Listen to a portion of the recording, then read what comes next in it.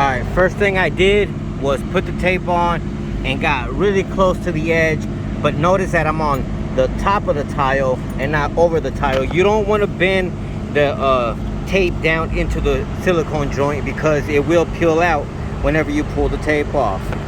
Second, after you put the tape, you know, I guess it's technically third, after you clean the joint, then put the tape. Now third, put the backer rod.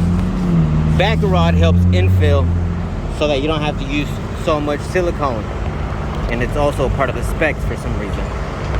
Alright, after the backer rod is in there, then I go ahead and start filling it up with the silicone, and make sure that you go over that the silicone that you're applying goes over the surface of the tile.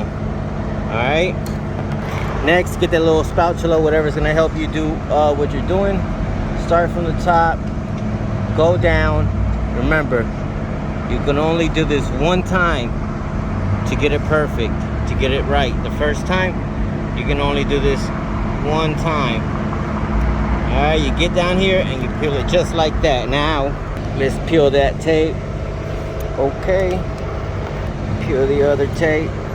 Okay, now look at that. Look at that clean expansion joint. Wow. That looks good, guys. That's how you do it.